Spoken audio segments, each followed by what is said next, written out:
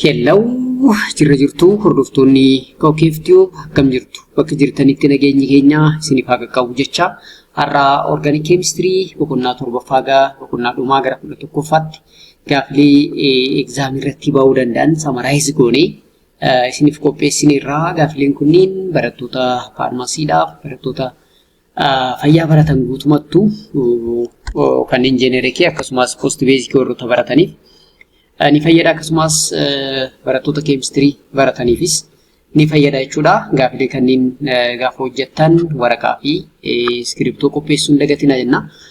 Osoo deebii display hin godhin dura isin mataa keessanitti yaaluu qabdu sana booda hammam akka argattan uf madaaluudhaaf isin fayyada jechuudha. Chaanalicha subscribe godhaa, video like godhaa. Kallattimaan gara gaaffiitti seenu. Gaaffiin tokkoffaan a molecule must be aromatic if and only asitti maal jechuu barbaade aromatic jechuu barbaadeeti. A molecule must be aromatic if and only if jechuu barbaadeeti. If and only if jechuu isaati. So bifa kanaan sirreessuu qabna jechuudha. So a molecule said to be aromatic if and only if A cyclic sp3 hybridization partially conjugated to n pi electron jedha. B cyclic planar fully conjugated and 4n plus 2 pi electron jedha. Or hakala rule jechuu isaati. Chan cyclic non planar partially conjugated and 4n pi jedha. Dan immoo linear planar fully conjugated 4n pi jedha. Egaa compounding tokko amma chapter 7 jirra jechuudha. Criteria of aromaticity kan jedhu sana jechuudha. So compounding tokko aromatic jedhamudha. Fuulaagaanii afur inni guutuu qabu maal fadhaa jechuudha. Inni jalqaba compounding dirqama cyclic ta'uu qaba. Asirratti A cyclic jedha waan ta'eef kun hin ta'u jechuudha. Gabaabumatti compounding tokko cyclic erga ta'e booda immoo planar ta'uu qaba. Yes, inni kun sirriidha. Fully conjugated jedha. Double single jedhee alternative bondii qabaachuu qaba. 4n plus 2 the whole pi. Kana jechuun hakala rule fulfill gochuu danda'u qabaachuu. Kanaaf seera sirrii kan guutu isa kana jechuudha.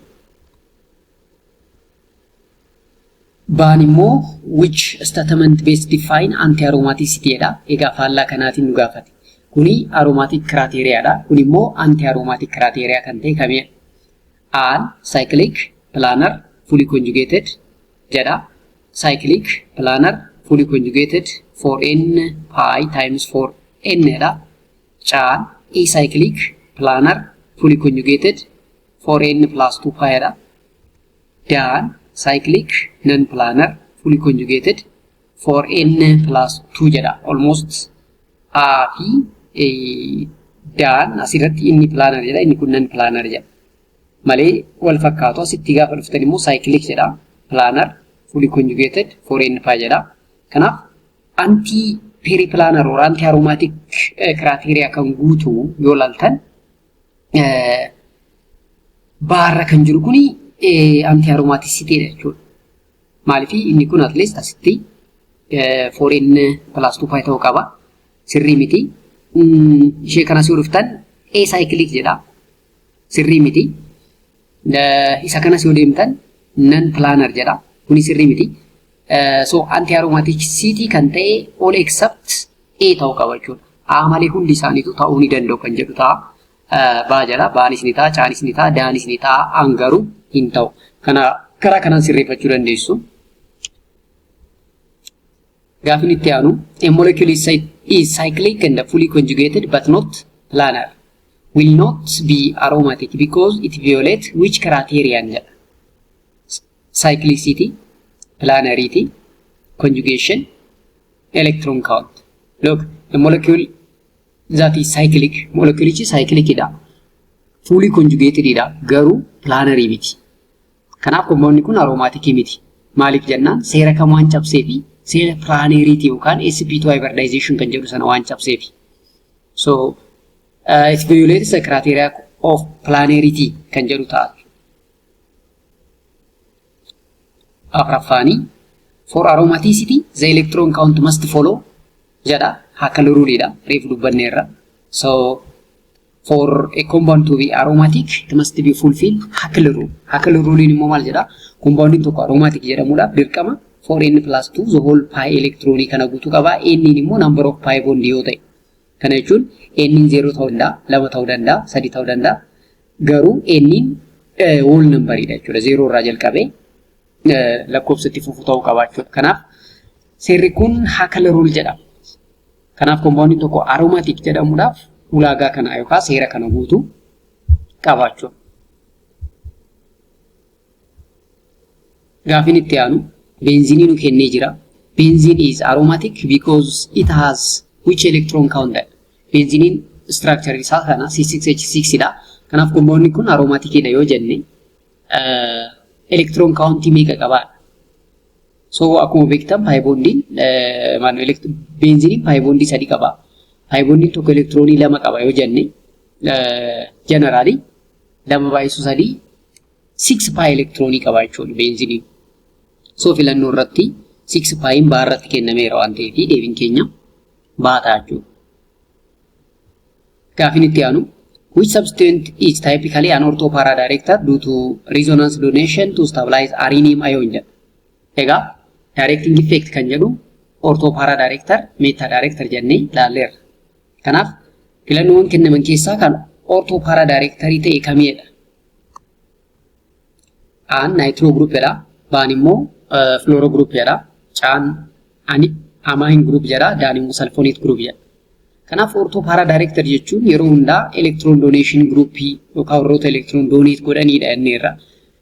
Inni biraa immoo kun sababa resonansiidhaan rhenium ion kana stabilize gochuu kan danda'udha waan ta'eef inni kunii fi inni daarra jiru kuni they are meta director.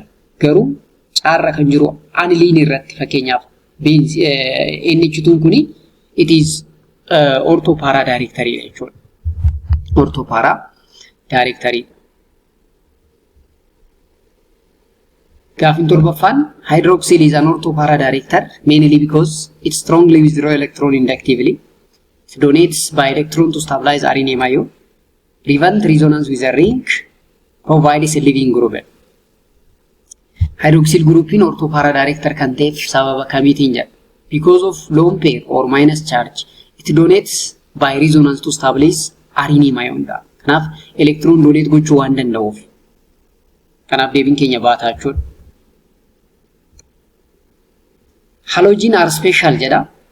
Their inductive effect generally deactivates the ring, while their resonance effect directs meta, directs orthopara, eliminate aromaticity, cause rearrangement of the ring. Ega chapter 7 directing effect gaafa laallu warroonni orthopara director jedhaman baay'een isaanii warroota electronii kennanidha jenneerra. Garuu exceptionally qabna. Exceptionally keenya inni halogenii jenneerra. So halogenoonni kunniini inductively electronii fudhatu akka deactivatoriitti lakkaamu. Garuu sababa resonansiitiin maal godhu orthopara directorii taasisu jechuudha. Kanaaf baadha deebiin keenya jechuudha.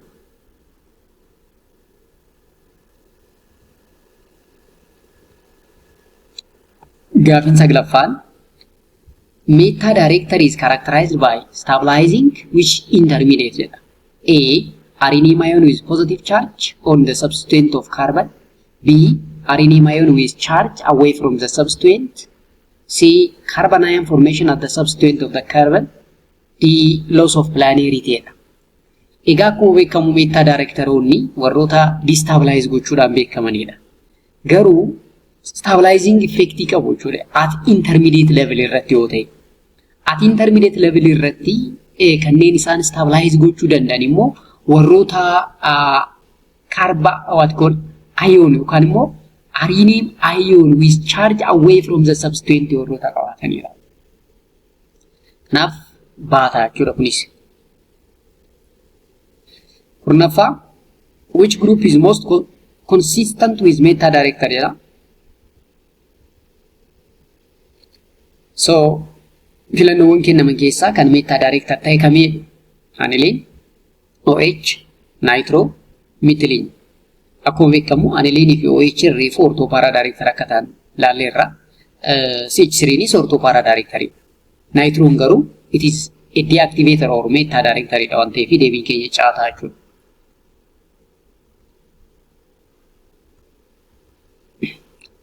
Asitti dhufee suma sana nu gaafata. Why does nitro directs meta in electrophilic aromatic substitution jedha.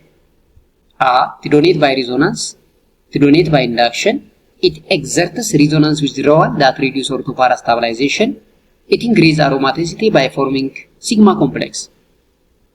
Sababni nitron meta directory ta'eef inni guddaani it exerts resonance withdrawal that reduces orthopara stabilization jedha. Sababni isaa electro withdrawing group waan ta'eef orthopara irratti maal godha? Destabilize godha. Kanaaf it is meta directory jennaan jechuudha.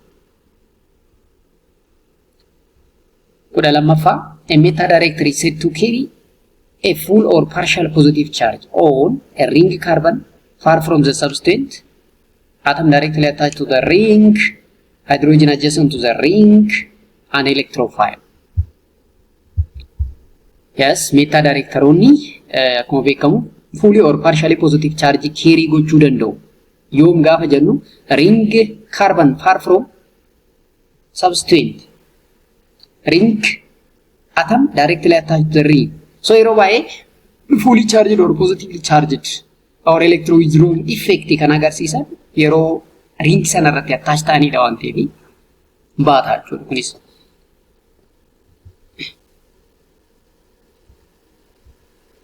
Kudha sadaffaa which effect is primarily responsible for halogen directing orthopara despite deactivation jedha.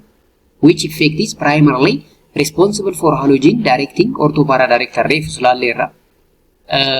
Orthopara directory jalatti ramadamu jenneerra halogenonni. Maalif kun ta'e? Purely inductive effect, purely steric effect, resonance effect, solvation effect dha. Yaa reefu laalleerra almost resonance effect isaaniiti. Malee inductive effect yoo ta'e inductive effect deactivation kanaaf meta directory isaan taasisa. Garuu sababa orthopara director kan ta'ee fi kan ta'aniif inni guddaa resonance effect waan qabaniif jechuudha. In electrophilic aromatic substitution, substituents affect the rate by stabilizing the electrophile only, the ground state only, sigma complex or rhenium ion only, the so-called leaving group only. In electrophilic aromatic substitution, substituent affect the rate of reaction. Look, amma maal jenneerra chapter 7 gaafa laallu rate of reaction warroota electron donate godhaniini stable increase ta'a jenneerra warroota electron withdraw godhaniin immoo decrease ta'a. Amma warroota electron kennaniin stabilizing effect qabu gaafa jennu substituentiin akkasii maaliin yookaan akkamitti gaafa jennu sigma complex or rhenium ion sana maal waan godhaniif stabilize waan godhaniif jechuudha. The intermediate or the so-called sigma complex rhenium ion can be stabilized by the so-called orthopara directors. Aldehyde and ketone undergo predominantly which type of reaction with nucleophile? Nucleophilic substitution, addition, elimination, radical chain propagation. So, ammo chapter 8 seenerra jechuudha. Gaaffilee chapter 8 faadha. Jaanan kunniin aldehyde and ketone undergo predominantly nucleophilic substitution akka ta'edha. Laallee turre I think nucleophilic addition sorry. Carboxylic acid and carboxylic acid derivative gaafa ta'e immoo nucleophilic substitution adeemsisu jenneerra. Kanaaf nucleophilic addition is the characteristic feature of aldehyde and ketone reaction. Why do aldehyde and ketone undergo addition rather than substitution? No isuma kana kudha shanaffaa kana immoo sababa isaa sitti nu gaafate jechuudha. They lack carbonyl compound, they lack a good leaving group on the carbonyl compound, they are not electrophile, they are aromatic. Yeah, because of their they lack good leaving group. Yes, good leaving group is ilan qabneef isaanan kunniin kan reaction in isaanii addition ta'e jechuudha.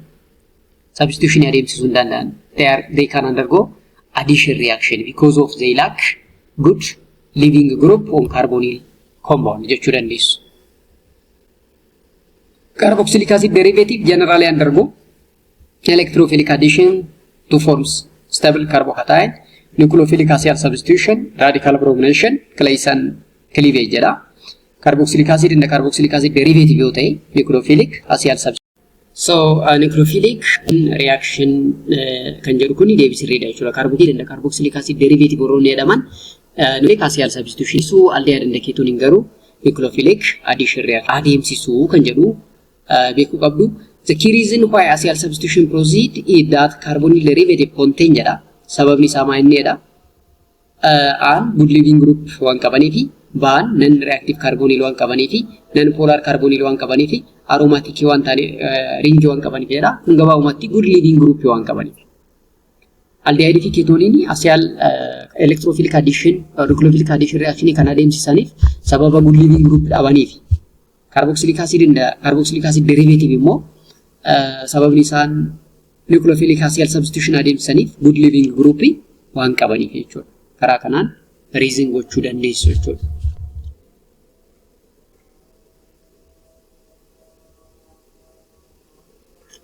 Gaafni itti aanu in nucleophilic addition to a carbonyl compound, the first major step is the formation of nucleophile electrophile sigma complex, formation of aromaticity, electrophile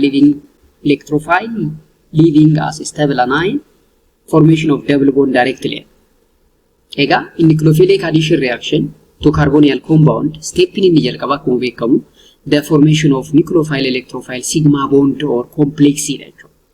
Sana booda kan nuti maybe double bond formation kan jiraatu yookaan immoo wanti biraa kan uumamuu danda'u. Therefore the first step or the first major step is the formation of nucleophile as electrophile sigma bond jechuudha.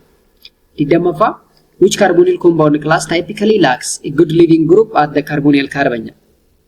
Reef laalleerra kana aldehyde and ketone jechuudha. Aldehyde and ketone sababni isaan nucleophilic addition adeemsisaniif sababa good living group at carbonyl carbon irratti waan dhabaniif. Maaliifi aldehyde irratti hydrogeniitu jira, ketone irratti immoo CH3 tu jira. Isaan kunniin good living group miti. Sababa kanaaf jechuudha.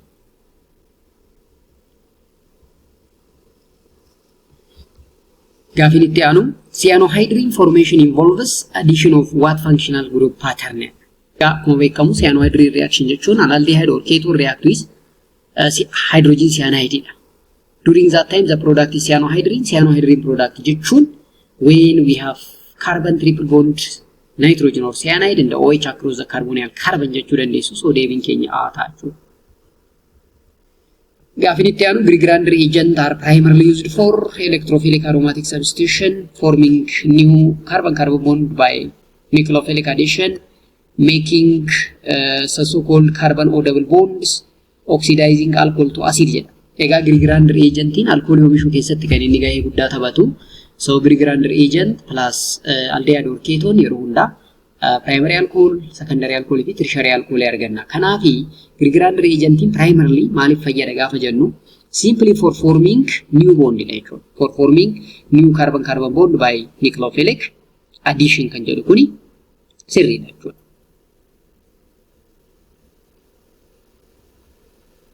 Gaafni itti aanu the Wheating reaction is used to form jedha carbon-carbon single bond via substitution, carbon-carbon double bond or alkene, carbon-carbon triple bond or alkyne, stable aromatic ring. Egaa Wheating reaction jechuun carbonyl carbon of aldehyde or ketone react with phosphonamide jenneerra. So the product is always alkene jenneerra waan ta'eef deebiin keenya baata jechuudha. Gaafni 24ffaan alpha alkylation via LD require the of aromatic radical inolate via stress carbocation living group on the ring da. So LD jechuun isopropyl amide jedhudha. So in alkylation reaction of carbonyl carbon for the deebiin keenya baata jechuudha. Redemption afaan LD is strong base jedha used to generate inolate because it is weakly basic in the preferred elimination jedha. Non-nucleophilic and the control kinetic deprotonation jedha. A nucleophile that attack carbonyl carbon jedha. Only used for oxidation reaction jedha. Egaa LD'n kuni strong base jenneerra inolate generate gochuudhaaf fayyada jenneerra. Maaliif jennaani? Because of non-nucleophilic and the control kinetic deprotonation waan taasisuufidha jechuudha. Kanaaf the answer must be baata jechuudha. The answer must be ba. Egaa in alkylation reaction always the formation of carbon-carbon new bond or new bond formation are there jenneerra. Inni sun akka ta'uuf LD'n gahee guddaa taphata jechuudha.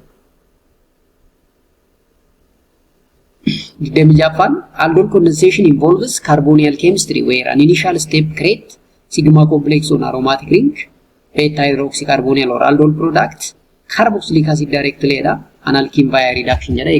Aldol condensation jechuun aldehyde ta'uu aldehyde jechuudha. So in aldol condensation yeroo hundaa product in keenya beta hydroxycarbonyl dha sila ta'eefi. So it leads beta hydroxycarbonyl or aldol product kan jedhu kun deebii sirrii ta'a jechuudha.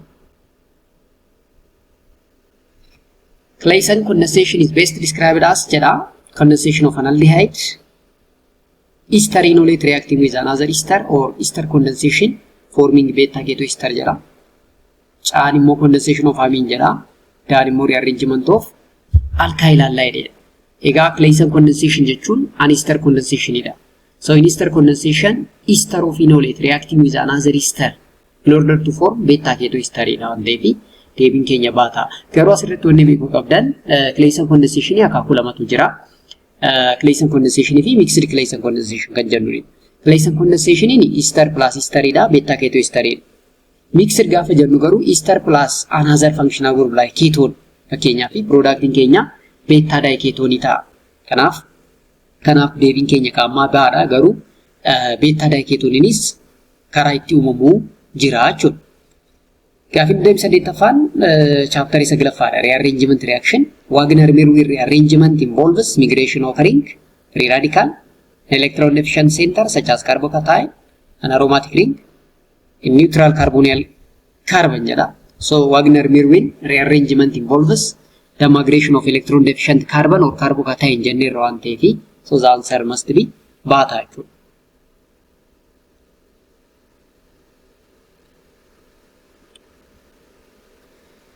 Deebii saglaffaan pinnacle rearrangement is typically associated with alkene cycloaddition, formation of carbocation like intermediate leading to migration, oxidation of aldehyde only, nucleophilic addition without rearrangement. Yes, pinnacle rearrangement is the rearrangement of 1,2-diol for the formation of ketone jennee irra waan ta'eef. So this pinnacle rearrangement is what?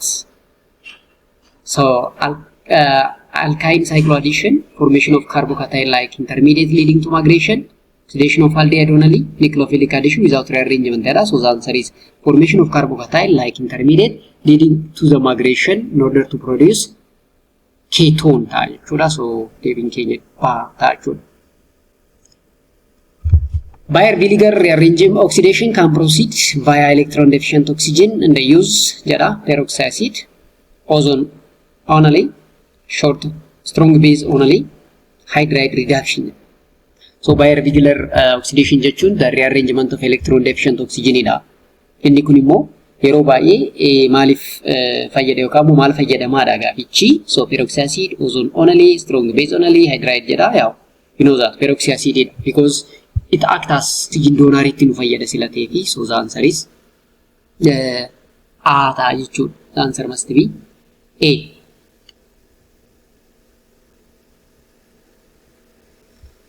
So in Bayer-Villiger oxidation, the migration occurs is typically from electron deficient oxygen framework, the living group only, sp2 carbonyl alpha carbon exclusively, aromatic ring jedha electron deficient oxygen refuelallee irra waan ta'eef kan irra turuun hin barbaachisu. Hofmann rearrangement converts primary amide to primary amide, tertiary amide to secondary amide, aldehyde to carboxylic acid, ketone to alkene jedha. So Hofmann rearrangement is a rearrangement of amide to amine jennee irra waan ta'eef karaa sana ilaaluu dandeessu. To be the truth, video kiyya isaa Atom Academy Tube irra jiru sirriitti ilaaltan taananii gaafii kana salphumatti understand gochuu dandeessu. Egaa almost video isaa Amaariffaan hojjenne sana guutuutti yoo ilaaltan deebii kana seeraan deebisuu dandeessu jechuudha. Garuu Afaan Oromootiinis gara fuulduraa video isaa chapter 7 irraa kaanee kan hojjennu ta'a. So Hofmann rearrangement is a rearrangement of amide to amine ta'a jechuudha. So Domsadi Hofmann rearrangement is associated with the nitrogen containing substrate giving loss of the entire nitrogen, shortened carbon chain on the nitrogen bearing product, aromatic formation, no change in connectivity.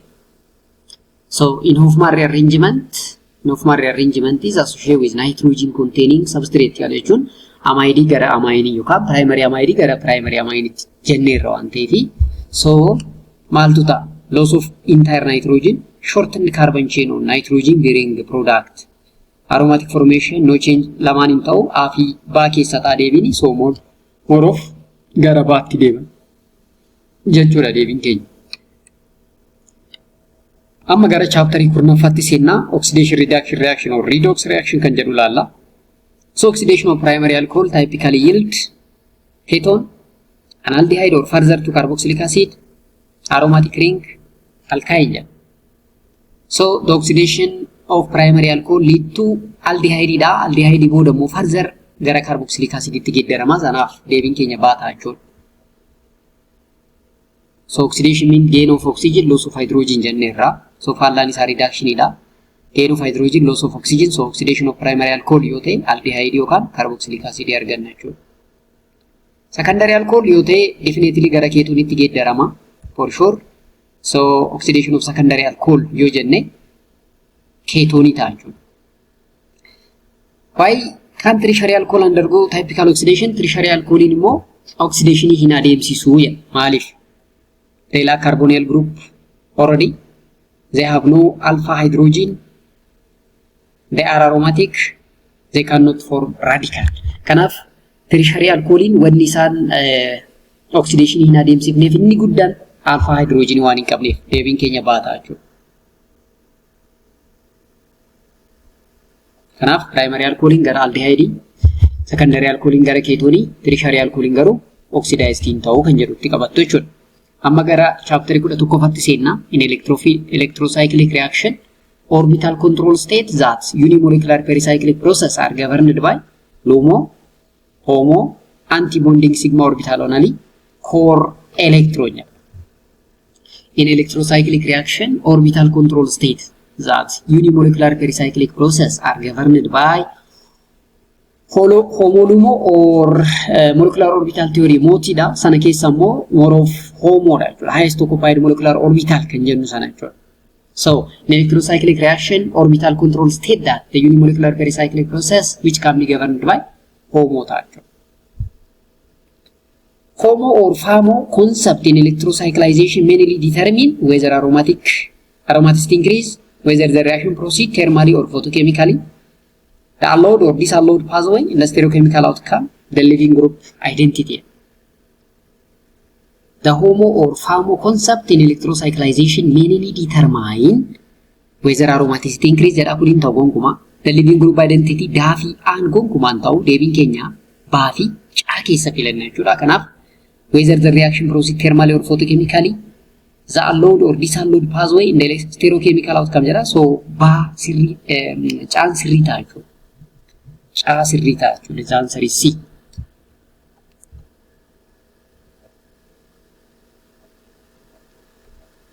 So the 4n pi electron system undergoes corrotatory ring closure under which condition? Thermal, photochemical, microwave condition, acidic condition. Chaafidaan gonkumaan ta'u maaliif electrocyclic reaction can undergo either thermal or photochemical jenneerra waan ta'eef corrotatory and disrotatory mode jara lamaan kana irratti hunda. Kanaaf asitti 4n pi electroniin corrotatory ring closure kan undergoes ta'u yoomii jedha yeroo inni ifa aduun deeggarame yookaan photochemical condition yoo ta'e jechuudha. Afurtamaffaan 4n pi electron system undergo disrotatory ring closure under which condition kun ifa allaa sanaa ta'a jechuudha. Thermal condition kan jedhu deebiita jechuudha. Deebiita. Karaa kanaan yoo isin gaafatame karaa kanaan immoo ilaaluu akka qabdanii fi gaafiin kun malee amma namni gaafii 39ffaa deebisee gaafiin 40ffaan hin barbaachisu garuu karaa adda addaatiin yoo gaafatamtan akkamitti deebisuu dandeessu kan jedhu isin ibsuu barbaadeeti gaafilee bifa kanaan baasuun kan barbaachiseef jechuudha. 41ffaa for 1,3 diene or 4n pi system the ring closure outcome is corrotatory under thermal, disrotatory under photochemical, disrotatory under thermal, corrotatory under photochemical, both disrotatory under thermal jedha. No stereochemical preference jedha. Caafidaan deebii miti. Deebiin keenya afi baadha. Kanaaf 1,3 diene under 4n pi system ring closure yoo ta'e duuba irratti ilaalleerra. Namni gaafii 39ffaa fi 40ffaa deebisee kana wallaalu jechuudha. If it is ring closure for 4n pi electron, it is disrotatory under thermal and co-rotatory under photochemical jechuudha. 42 in the given rule, what determine whether co-rotatory or disrotatory motion occurs? Substitution pattern, jedha, electron count and whether thermal or photochemical, solvent purity only, polarity only, whether the product is aromatic or substitution pattern only, electron count and whether thermal or photochemical. Yeah. So deebiin keenya baadha. Maaliif reaction tokko co-rotatory dha moo disrotatory dha kan jedhu kan murteessu electron count fi whether it is thermal or photochemical kan jedhu sana jechuudha. Almost hanga amma karaa adda addaatiin ilaalaa jira turre waan ta'eef. 43 which statement is true regarding aromatic substitution directing effect? Amma gara chapter 7 itti deebineerra. Electron donating group always direct method, electron withdrawing group always direct orthopara. These two group are orthopara. Halogen only affect inductive effect jedha. So statement one kennaman keessa kan dhugaa ta'edha. Kan nuti barbaannu chance irreedha. Maaliif jarri lamaan kun orthopara directory dha waan ta'aniif. An electron donating group meta directory miti. Orthopara directory dha. Ban electron withdrawing group in orthopara jedha meta directory dha waan ta'eef. Therefore, which situation most likely violate aromaticity kan reefus laaluuf yaalleerra. So barbaachisu. 45 a substrate that reacts via nucleophilic acyl substitution must have no living group, good living group attached to the acyl carbon, no carbonyl, aromatic ring only. Especially carboxylic acid and the carboxylic acid derivative undergo nucleophilic acyl substitution generator. Kuni kan ta'eef maaliif jennaan good living group waan qabaniif waan biraaf miti. Karaa biraatiin isin gaafate malee reefullee gaafii kana ilaalleera. Which reaction is best classified under carbon-carbon double bond formation from your list? Wetting reaction, Baeyer-Villiger oxidation, Hofmann rearrangement, Hofmann elimination on aromatic ring. So a carbon-carbon double bond formation keessatti gahee guddaa kan taphatu wetting reaction.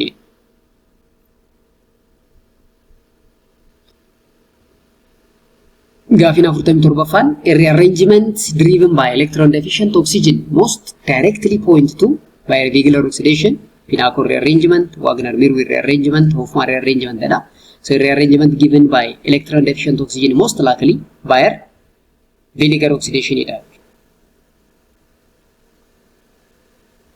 48 a rearrangement driven by electron deficient nitrogen, the so-called Hofmann rearrangement. Hofmann rearrangement of times again which is consistent with oxidation limit. Primary alcohol to ketone, secondary alcohol to aldehyde, tertiary alcohol no typical oxidation due to lack of hydrogen. Tertiary alcohol oxidized easily. Kanaaf deebiin keenya caataa jechuudha. Kan dhugaatti connect ta'e yookaan immoo sirriitti matched ta'e isa sana waan ta'eef. Gaafiin dhumaa isa kana fakkaata. Gaafiin keenya gaafii 50 qaba. Gaafii 50 har'a laallee kun boqonnaa 7ffaa haga boqonnaa 11ffaadha waan ta'eef baay'ee isin fayyada jedhee yaada sirriitti ilaalaa. So sirriitti dubbisuudhaan viidiyoo keenya especially warroonni Amaariffaa dandeessan kan Aromatic Tube irratti kan hojjetame guutuu koorsicha achirraa argattu waan ta'eef achi deemtanii ilaalaa. Gara fuulduraa Afaan Oromootiinis guutuu isaa KOOKEEF-TUBE kana irratti nu eega. Har'aaf agaree yoo jenne nugaa warroonni channel kana subscribing goone channelicha subscribe gochuudhaaf yaala. Egaa akkuma reefu isin jedhee Afaan Oromootiin KOOKEEF-TUBE irratti viidiyoo garaagaraa argattu subscribe godhaa. Organic chemistry akkasumas koorsii faarmaasii baay'ee isaanii Aromatic Tube irratti Afaan Amaariffaatiin ni argattu. Barnoota keenya immoo akkamitti qo'annee barataa cimaa ta'uu dandeenya, exit examii darbuudhaaf maal gochuu qabna, generally wanta barbaannu laayifii keenya keessatti successful ta'uudhaaf wantoonni nuti taasisuu qabnu maa inni kan jedhu yoo barbaaddan Afaan Tube subscribe gochuudhaan wantoota garaagaraa gorfama garaagaraa achirraa argachuu dandeessu. Kanaaf chaanaloota sadiin kana karaa adda addaatiin isin fayyadu waan ta'eef subscribe gochuun nullee jajjabeessaa isinis fayyadamaa jenna. Har'aaf nugaa kanuma.